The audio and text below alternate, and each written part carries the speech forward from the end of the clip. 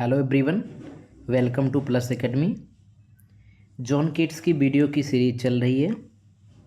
इससे पहले हमने क्वेश्चन नंबर 1 से लेकर 15 तक कंप्लीट कर लिया था।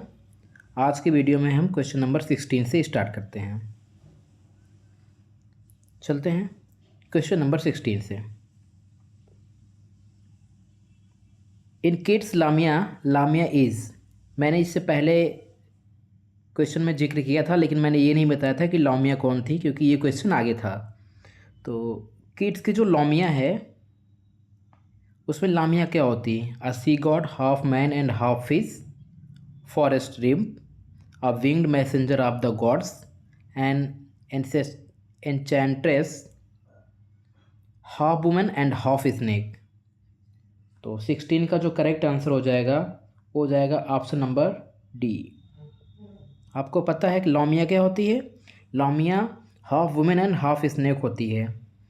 तो इस तरीके से जो हमारा करेक्ट आंसर हो जाएगा ऑप्शन नंबर डी। लामिया एक लॉन्ग नरेटिव पोएम होती है और ये लिखी गई थी हीरोइक कपलेट में, आयम्बिक पेंटामीटर में। और इसमें क्या होता है? अकॉर्डिंग टू ग्रीक माइथोलॉजी के अनुसार Lamia was a monster in form of a women. एक मॉन्स्टर थी वुमेन के फॉर्म में, half snake and half women, who ate pupils children because her own children had been stolen away। लोगों के बच्चों को खा जाती थी। तो जो किड्स ने लामिया का जिक्र किया है वो आधी सांप है और आधी वुमेन है। Next question, question number 17। Which of the following was John Keats first poem?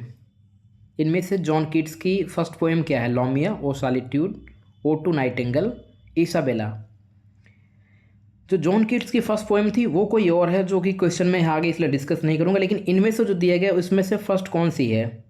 तो हमारा जो 17 का जो करेक्ट आंसर हो जाएगा option number C, O to Nightingale. ये इन सभी पोएम, चारों पोएम में से फर्स्ट है।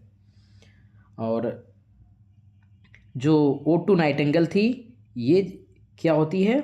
एक ओड होती है। आपको पता है 6 ओड्स होते हैं जॉन किट्स के, टोटल 6 ओड्स, और एक ग्रेट्स ओड्स हैं, और 5 को तो एक साल में ही लिखा गया था। तो इस तरीके से जो ओड टू नाइटिंगेल है 1819 में लिखा जाता है, और समर का जो महीना होता है उस समय, और पब्लिश भी करते हैं लगभग जुलाई के आसपास, फर्स्ट पब्लिश्ड इन जुलाई। और क्या होती है जिसमें पब्लिश होती है? जनरल, जिसको कहते हैं annals of the fine art, उसमें पब्लिश्ड होती है। And subsequently in Keats third and final publication, जिसमें कौन कौन होती हैं? Lamia, Isabella, the you of Saint Agnes and other poems के नाम से। नेक्स्ट क्वेश्चन, आगे क्वेश्चन पर चलते हैं। 18 नंबर, प्रोफोरियो एंड मैडलाइन। पोरफेरियो और मैडलाइन कौन होते हैं? ध्यान रखिएगा, ये बहुत ही इंपॉर्टेंट कैरेक्टर हैं जॉन किट्स के, एक लॉन्ग नरेटिव पोएम के। और लवर्स, इनकी इसमें लवर्स होते हैं Eve of Saint Agnes, La Belle Dame sans Merci, Isabella, the you of Saint Mark. Question number जो 18 का जो करेक्ट आंसर हो जाएगा option number A, the you of Saint Agnes. Eve of Saint Agnes में Porphyro और मैडलाइन ये क्या होते हैं? लवर्स होते हैं। आपको पता होगा कि जो ये लॉन्ग नरेटिव पोएम थी ये कितने स्टेंजा में लिखी गई थी? 42 स्पेंसरियन स्टेंजा में, ठीक है। और जो जॉन किट्स की पोएम थी 1819 में इसको भी पब्लिश किया गया था, 1819 में लिखा गया था, ध्यान रखिएगा, 1819 में और 1820 में। इनकी लाइफ स्पैन बहुत छोटी थी, तो इन्होंने लगभग, इनका जो ज़्यादा से ज़्यादा वर्क था 1817 से 1820 तक ही होता है। तो और ये क्या थी? On bitterly chill night an ancient beadsman performs his penance in the chapel next to the castle of Madeline's. ये जो पोरफेरिया होता, माफ़ कीजिएगा, पोरफेरियो मेडलाइन के चैम्बर में जाता है उसको देखने के लिए, है ना, उसको निहारने के लिए। तो इसकी कहानी होती है, और जो कि ये दोनों एक दूसरे के परिवार जो थे एक कट्टर दुश्मन थे, तो ये दोनों लवर्स ही होते हैं। नेक्स्ट क्वेश्चन पर चलते हैं। Question number 19, Keats tombstone reads, Keats की टॉम स्टोन पर क्या लिखा हुआ है? इसका मतलब है here lies one whose name was writ in poetry. यू कह रहे हैं कि हियर लाइज वहाँ लेटा हुआ है जिसका नाम पोएट्री पर लिखा है। Here lies one whose name writ in words, शब्दों में लिखा गया। Here lies one whose name writ in hearts, हृदय में लिखा हुआ। Here lies one whose name was writ in water, यह वह लेटा हुआ जिसका नाम पानी पर लिखा हुआ। तो जो 19 का जो करेक्ट आंसर हो जाएगा आपको पता होगा ऑप्शन नंबर डी। किड्स की टॉम स्टोन पर यही लिखा होता है here lies one whose name was writ in water, तो ये करेक्ट ऑप्शन हो जाएगा। चलते हैं क्वेश्चन नंबर 20 पर। Question number 20, she dwells with beauty, beauty but must I, who said these lines in this poem. कौन बोलते हैं और कौन सी पोएम में? तो आपको पता है कि जो इसका करेक्ट आंसर हो जाएगा 20 का, वो हो जाएगा जॉन कीट्स। ना तो पीवी शैली की लाइन, ना एस टी कॉलेज और ना ही विलियम वर्ड्सवर्थ की। और ये किस पोएम की लाइन है? ओड ऑन मेलॉन्कली, यानी कि 6 ओड्स हैं उनमें से एक ओड ऑन मेलॉन्कली है और उसकी लाइन है, ध्यान रखिएगा। और इसमें सी ड्वेल्स विद ब्यूटी, वो ब्यूटी को बता रहे हैं कि जो ब्यूटी है, सुंदरता है, ब्यूटी दैट मस्ट डाई, वो एक ना एक दिन अवश्य समाप्त हो जाएगी। और कहाँ पर कहते हैं? Ode to melancholy, ode on melancholy में। Correct answer John Keats. Next question 21, which famous romantic poem contains the line beauty is truth, truth beauty, that is all. ये लाइन्स कहाँ आती हैं? The world is too much with us, ode to nightingale, ode to skylark, ode on a Grecian. हमारा correct answer option number D, ode on a Grecian से ये line ली गई है। और बहुत ही सुंदर लाइन है। इसकी पूरी लाइन है beauty is truth, truth beauty, that is all ye know on earth and all ye need to know. कहते हैं कि सत्य ही सुंदर है और सुंदर ही सत्य है और यही सब कुछ है। ये नो ऑन अर्थ, सबको पृथ्वी पर जानना चाहिए, and all ye need to know, और इसको सभी को जानने की ज़रूरत है। कितनी बेहतरीन लाइन जॉन कीट्स कह रहे हैं ओड ऑन ग्लेशियर अर्न में। बहुत ही फेमस लाइन है। और वैसे भी ये पोएम जो है हमारे एग्जामिनेशन की उससे बहुत ही इम्पॉर्टेंट है, तो ध्यान रखिएगा। Next question, question number 22, which of the following is not written by John Keats. इनमें से जॉन कीट्स के द्वारा कौन नहीं लिखा है? Ode to Autumn, the you of Saint Agnes, Fall of Hyperion, a Dream, Fall of Hyperion, a Dream, Adonais. तो 22 का जो करेक्ट आंसर हो जाएगा option number D, Adonais. Ode to Autumn, the you of Saint Agnes, the Fall of Hyperion, a Dream, ये किसने लिखा है? John Keats ने लिखा है। लेकिन एडोनाइस को जॉन कीट्स ने नहीं लिखा है बल्कि पीवी शैली ने लिखा है। और ध्यान रखिएगा ये पास्टोरल एलिजी है, ये एक एलिजी है जो कि जॉन कीट्स के मरने के बाद पीवी शैली ने लिखा था। तो ध्यान रखिएगा ये लाइन, ये इम्पॉर्टेंट वर्क है जॉन कीट्स के लिए भी। तो इसको किसने लिखा था? पीवी शैली ने लिखा था, 1821 में लिखा था। और 55 स्पेंसरियन स्टेंजा में लिखा गया था इसको। और टोटल कितनी लाइंस होती हैं इसमें? तो इसमें होती हैं 495 लाइंस। तो ध्यान रखिएगा ये कीट्स की डेथ पर लेमेंट होता है जो कि पीवी शैली लिखते हैं। तो इम्पॉर्टेंट वर्क है। Next question, question number 23, which of the following pairs is mismatched. इसमें से कौन सा पेयर मिस्ड मैच है? Prometheus unbound 1820, Hellas 1823, Adonais 1823, एलास्टर 1816। तो हमारा जो करेक्ट आंसर हो जाएगा 23 का, वो हो जाएगा option number C, option number C. अभी हमने डिस्कस किया कि जो एडोनाइस पीवी शैली ने लिखा था, किसने लिखा था? पीबी शैली ने लिखा था वो कब लिखा था? 1821 में। तो ये जो ऑप्शन है 1821 ये करेक्ट हो जाएगा। बाकी एलास्टर 1816 में ही लिखा था। और इसका एक और नाम होता है और एलास्टर और आ स्पिरिट ऑफ सॉलिट्यूड, इसको भी पीबी शैली ने लिखा था, ध्यान रखिएगा, स्पिरिट ऑफ सॉलिट्यूड। ये एक इम्पॉर्टेंट पोएम है। और जो हेलास होती है ये 1823, प्रोमीथियस अनबाउंड जॉन कीट्स ने लिखा था। तो 1820 इसका करेक्ट आंसर है। हेलास किस पर बेस्ड है? तो आप ध्यान रखिएगा कि 1821 से 1829 तक जो यूनानी थे, वो जो ऑटोमन साम्राज्य तुर्क शासन होता है उनसे लड़ते हैं और अपनी स्वतंत्रता के लिए काफ़ी इन्होंने लड़ाइयाँ की थी इतने समय तक, तो इस पर बेस्ड है। और जो हाइपेरियन है, ध्यान रखिएगा, प्रोमीथियस अनबाउंड, प्रोमीथियस अनबाउंड ये लिखा गया था क्योंकि अनबाउंड का मतलब छोड़ना, बाउंड का मतलब बांधना। पहले प्रोमीथियस को जंजीरों में बांध दिया गया था, तो जब उसे खोलते हैं यानी कि छोड़ दिया जाता है तो प्रोमीथियस अनबाउंड लिखते हैं उस पर। तो ये पोएम इम्पॉर्टेंट है और ये जॉन कीट्स की ही पोएम है। Next question, question number 24। John Keats Ode to Autumn is an example of. John Keats की जो ओड टू ऑटम है वो एग्जाम्पल है किसका?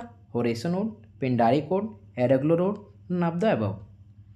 तो 24 का जो करेक्ट आंसर हो जाएगा option number A, option number A, Horatian ode. Horatian ode क्या होता है? आप ध्यान रखिएगा, जो ये वर्क है 19 सितंबर 1819, 19 सितंबर 1819 को ये वर्क क्या होती है?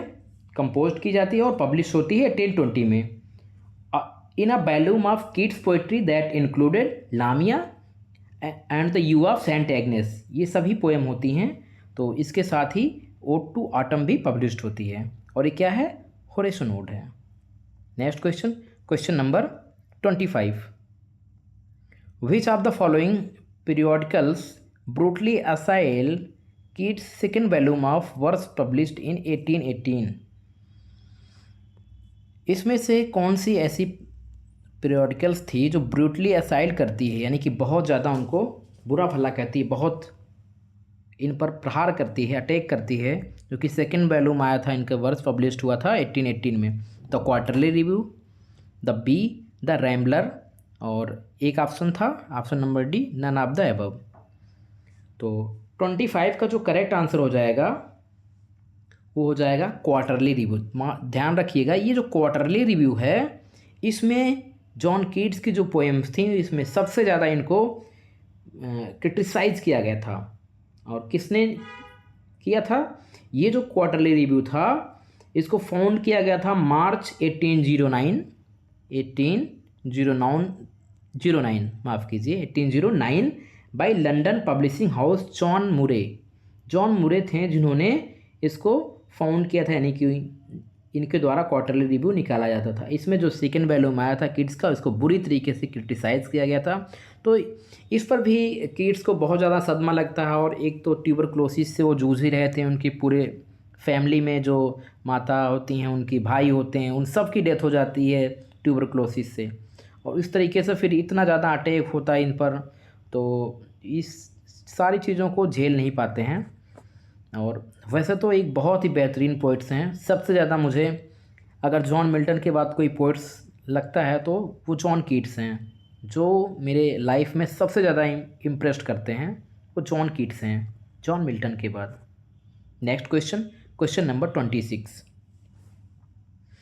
There are some statement in reference with John Keats and life, find the correct option given below. First, John Keats is romantic in his relish of sensation, his feelings, his middle age and Hellenism। ध्यान रखिएगा, Keats के point of view से ये लाइनें romantic हैं, relish हैं, sensation होती हैं, और ये क्या है? हेलेनिज्म, यानी कि ग्रीक पोएम्स और ग्रीक ब्यूटी को एडमायर करते हैं। तो ये ऑप्शन तो करेक्ट है। Next, he has been associated with the Cockney school of poetry. आप सभी को पता है कि जो कॉकनी स्कूल ऑफ पोएट्री थी इसी से बिलोंग करते थे जॉन कीट्स। नेक्स्ट ऑप्शन देख लेते हैं। हिज पावरफुल लिरिक ला बेले डेम सन्स मर्सी ही डेवलप्स ट्राइबल थीम। तो ला बेले डेम सन्स मर्सी में क्या ट्राइबल थीम डेवलप करते हैं? 4 option. Ode to Autumn is not written by Keats, ध्यान रखिएगा ये तो ग्रेट ओड है। 6 ओड्स में से एक ओड टू ऑटम भी है। तो हमारा जो करेक्ट आंसर बन जाएगा वो होगा ABCD में से देख लेते हैं। First and second, third and fourth, only first only second. अब ध्यान से देखिएगा तो हमें पता चल जाएगा first option, second option school of poetry से है। ला बेले डेम सन्स मर्सी में ट्राइबल थीम नहीं होती, ओड टू ऑटम। तो हमारा जो करेक्ट आंसर बन जाएगा फर्स्ट एंड सेकेंड, यानी कि ऑप्शन नंबर ये जॉन कीट से बिलोंग करती है। चलते हैं next question number 27। Who among the following poets served as an apprentice to a surgeon at Edmonton North London before he began his poetic career. Surgeon के रूप में अप्रेंटिस यानी कि प्रशिक्षण लिया था, और वो कौन थे पूछा जा रहा है पोइटिक करियर शुरू करने से पहले। S T. Coleridge, P B. Shelley, John Keats, Robert Browning. तो हमारे जॉन कीट्स साहब जो थे इन्होंने ही सर्जन की प्रैक्टिस की थी। तो ऑप्शन नंबर सी करेक्ट हो जाएगा। Next question 28। I have loved the principle of beauty in all things which of the following poets wrote this. कौन सा ऐसा पोएट है जो ये कह रहा है, क्या कह रहा है कि आई लव्ड, मुझे प्रेम है, प्रिंसिपल्स ऑफ ब्यूटी, ब्यूटी के सिद्धांतों में जो कि मुझे हर चीज़ ऑल थिंग्स में दिखाई देती है, सभी चीज़ों में मुझे प्रिंसिपल्स ऑफ ब्यूटी दिखाई पड़ती है और उन सभी से मुझे प्रेम है। वो कौन लिख सकते हैं? तो हमारा जो ऑप्शन नंबर डी हो जाएगा जॉन कीट्स। यही हैं, जॉन कीट्स ही हैं जो ब्यूटी के सबसे बड़े पुजारी हैं। तो option number D. Question number 29। In Keats poetic career the most productive year was. ध्यान रखिएगा, मैं आपको बताने वाला भी था कि प्रोडक्टिव ईयर कीट्स का है, लेकिन क्वेश्चन मैंने पहले ही बना रखा था तो इसलिए मैंने वो आपको वहाँ नहीं बताया। 18, 16, 17, 18, 20, 18, 19। जो 29 का जो करेक्ट आंसर हो जाएगा वो हो जाएगा option number D. Option number D हमारा करेक्ट आंसर बन जाएगा। 18 जो 19 है, ध्यान रखिएगा, यही जॉन कीट्स की पोइट्री का जो सबसे प्रोडक्टिव ईयर होता है। 6 ग्रेट ओड लिखे थे जिसमें से 5 इसी में आती हैं, और इसके साथ साथ और कई पोएम, लामिया, इसाबेल, सेंट एग्निस, कई सारी पोएम्स इसी में पब्लिश करते हैं और लिखते हैं। तो ये मोस्ट प्रोडक्टिव ईयर होता है जॉन कीट्स के पोइटिक करियर का। Next question, question number 30। Who is John Keats sylvan historian? Fanny Brawne, nightingale, the Grecian urn, the bride of quietness. John Keats की सिल्वियन हिस्टोरियन क्या होती है ये आपको बताना है। 30 का correct option, option number C, the Grecian urn. Grecian urn में सिल्वियन हिस्टोरियन की बात करते हैं। चलते हैं हम ग्रेसिनर के बारे में जान लेते हैं। फैनी ब्राउन क्या थी? ऑप्शन नंबर ए। तो इन्हीं से लव करते थे, फैनी ब्राउन से। नाइटिंगेल आप जानते हो, टू नाइटिंगेल में नाइटिंगेल बर्ड की बात करते हैं। और द ग्रेसिन अर्न क्या है?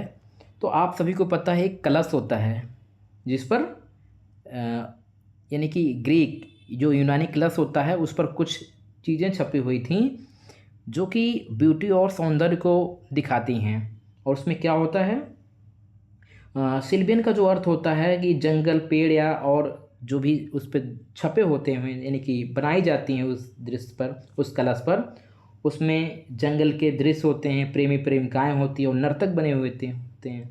तो इसमें जो लड़का होता है उस लड़की को पकड़ने की कोशिश करता है, लेकिन वो कभी पकड़ ही नहीं सकता क्योंकि वो किड्स उस ब्यूटी को दर्शाते हैं कि वो कभी उसको छू ही नहीं सकता क्योंकि ये कभी चल ही नहीं सकते हैं। तो एक प्रकार की वो जो ब्यूटी दिखाते हैं ग्रेसिनर में, वो इनकी पोइट्री को और भी ज़्यादा निखार देती है। इसीलिए मैं इन किड्स की पोइट्री का बहुत ही एडमायरर हूँ। तो आज की वीडियो में बस इतना ही।